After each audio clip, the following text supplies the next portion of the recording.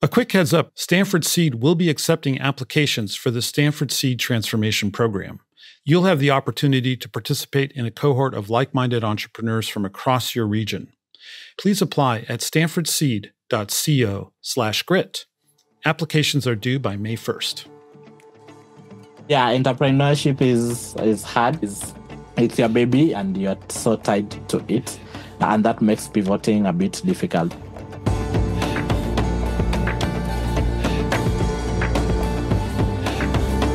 Today on Grit and Growth, we dive into the challenges of bringing digital solutions to industries that aren't fully ready for them. Our guests set out to modernize transportation across Africa, but quickly realized that change doesn't come easy, especially when existing systems depend on cash transactions, manual processes, and pen and paper. So how do you convince operators to adopt a new way of doing business? When do you hold your ground, and when do you pivot? And what does it take to scale across multiple countries while navigating deeply ingrained cultural habits? My name is Wycliffe Omondi. I'm Kenyan, co-founder of BooPass. In this short take, we explore the power of persistence, the necessity of adaptation, and the strategic partnerships that help transform a bold idea into a thriving multi-country business. Before launching BooPass, Wycliffe took an unconventional path. Born and raised in Kisumu, Kenya, he earned a scholarship to study in Singapore and then moved to the United States to pursue a degree in economics. Along the way, he took a gap year to work in the Philippines, gaining global perspective on business and innovation. But it was a student competition, the Holt Prize, that set him on the path back to Africa. Along with his co-founder, he developed a business model to tackle one of Africa's biggest challenges, transportation inefficiency. Their idea, using digital ticketing to bring transparency and convenience to simple bus trips, won them the competition and a $1 million grant. And with that funding, he returned home and launched BooPass, determined to prove that digitizing Africa's transportation sector wasn't just possible, it was necessary. When we started, our vision was to organize seamless movement of people. So we saw, for instance, if you want to book your ticket, you have to go to the bus station and book. You don't know where the bus is coming from. You can't book your seat. You can't pay via local payment method. So we wanted to digitalize the bus network so that people can travel freely and access other opportunities. But I had to ask, why BooPass? What does BooPass even mean? Boo is sort of informal word for bus. So it's a common phrase for bus in Sheng, what we call a version of Swahili. So that's why we called it Boo. So Boo means bus and pass means ticket. BooPass promised efficiency and transparency, and the concept resonated right out of the gate, but only with some people. Bus operators, they like the idea, but station workers and ticket sellers, not so much. Like all disruptions, there are winners and there are definitely losers.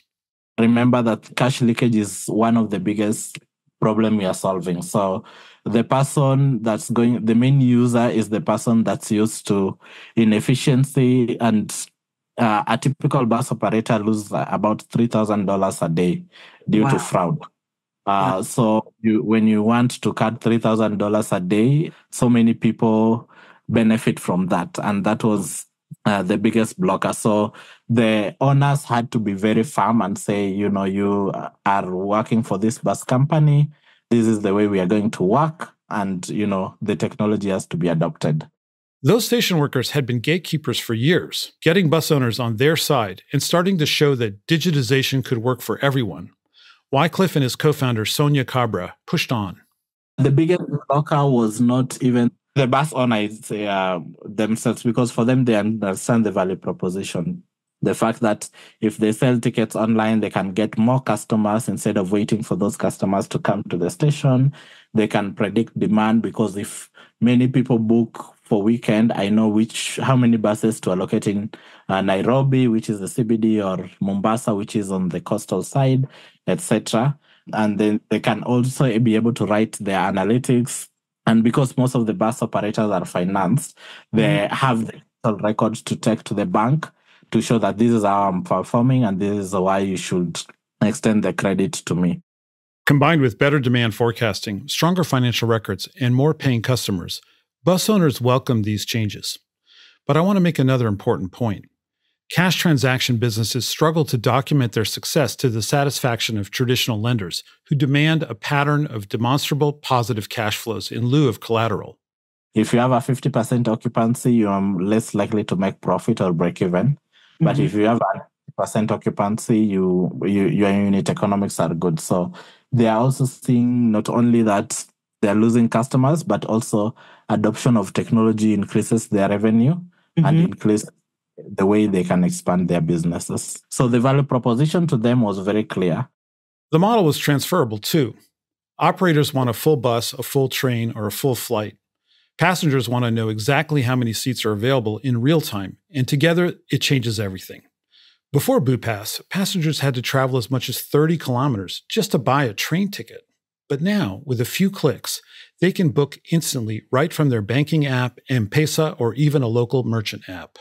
We used the train here in Kenya.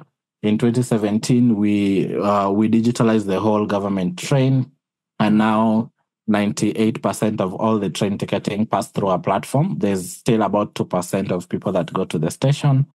Winning over the government-run trains was a major milestone, but BooPass had an even bigger vision. They wanted to connect all forms of travel under one digital system. We've also expanded to flights. So we've aggregated the equivalent of Google Flights or Expedia, but the niche here is we enable you to use local payment methods. So you can actually search for flights to London, to New York, and you pay via M-Pesa or Airtel Money. So that's the niche. With buses, trains, and flights all running through BooPass, the next challenge was scaling across borders. Expanding into new geographies means new regulations, new business cultures, and a host of other obstacles to overcome. So we are operating in 5 African countries. So Kenya, Uganda, Tanzania, Rwanda, and South Africa. The market penetration vary. Of course, Kenya is the dominant because we started from here, but South Africa has really increased. 30% of the revenue come from there and other countries as well. So we have a total team of about 54 across all the entities. We decide our expansion strategy with our investors, and also we look at markets that meet the criteria of us operating in those markets. So for instance, does it have the bus network that deserves disruption, etc.? Does also it has established local payment methods that we can use, whether it's M-Pesa, MTN, etc. Also, we check in terms of the bus, rail, and flight networks, and distribution channels as well. As I mentioned, we rely on distribution either through banks or telcos. Can we integrate with them? Are they open to technology, etc.? So those are the key ingredients that we check. But mostly because the transport operators we operate with go cross-border. So today I can book my bus ticket here from Kenya to Uganda or Kenya to Tanzania. So when I sign a bus company that goes cross-border, I automatically scale with them. On a previous episode, we looked at the challenges of operating across fragmented markets in Africa. Wycliffe laid out some important conditions for success. Is the transport network ripe for disruption? Can we piggyback on transport operators to reach new countries? Are digital payments well established? And can we integrate with their apps and the mobile network providers? Next up, how to find the capital to scale BooPass. We raise venture capital, which makes us a startup. You have to achieve hypergrowth with sustainable unit economics, so break even and making sure that we are scaling sustainably. We got investors like Google and other local angel networks, Gulit, 535, so many local investors. Then now we are just closing our seed round, which is the second round of investment, which is a $2 million round. And for this, we've gotten investors, both local. 40% of the round came from previous investors. So they want to double down on their investment because they've seen the potential of the company and how it can grow. Then in terms of the new investors, we've actually gotten most investors from Silicon Valley, actually.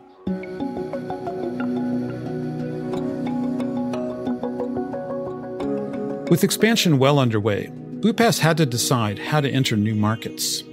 In some countries, they launched under the Bupass name. In others, they white-labeled their technology. But in regions like South Africa, they took a different route: acquisition. We are exploring different ways of growing, or selling directly, licensing the technology, and acquisition. And it's very common in this industry. So, for instance, when you are starting, there's a company called Redbus in India that does same thing as us. And they were acquired by a South African company called Naspers for 200 million in 2017. And even if you look at flights market, when Google was entering flights market, they had the option to acquire Booking.com or Expedia, etc. But they went and acquired ITS Software, which is the platform that provides Expedia and the likes with inventory. So acquisition is a common strategy. So what's important is doing the analysis of build and buy and realizing if you are to go through acquisition, what value will it add to you, and will it be much different if you are to go alone and penetrate the market? From a student competition win to multi-country expansion, Bupass has been constantly adapting. But as Wycliffe knows, growth isn't just about holding your ground. Yeah, entrepreneurship is hard. There are bumps and there are good sides.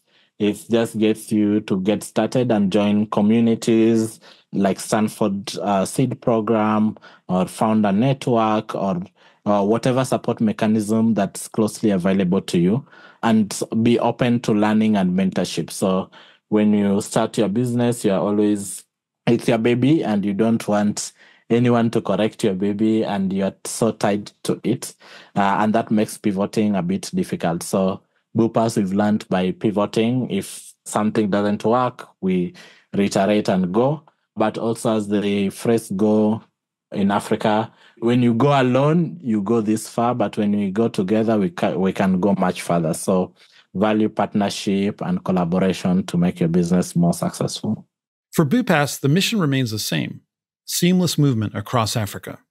And as they continue to grow, one thing is certain: they have to stay flexible and adapt to the challenges of multimodal transport and different countries and different partnerships. So we want everyone in Africa to travel seamlessly without worrying about where they get their tickets, the prices, comparing different modes of transport, and also providing value to the transport operator so that they are able to make their business much more sustainable and grow. I'd like to thank Wycliffe Omondi for sharing the Bupass story. From digitizing transport to scaling across Africa, his journey proves that success isn't just about growth. It's about forging the right partnerships, overcoming resistance, and making strategic pivots to adapt in every market. I'm Darius Teeter, and this has been a Grit and Growth Short Take. Stanford Seed will be accepting applications for the Stanford Seed Transformation Program. This 10-month part-time program includes a combination of face-to-face teaching, networking, and virtual learning, all based on everything the Stanford Graduate School of Business has learned about building businesses. You'll have the opportunity to participate in a cohort of like-minded entrepreneurs from across your region.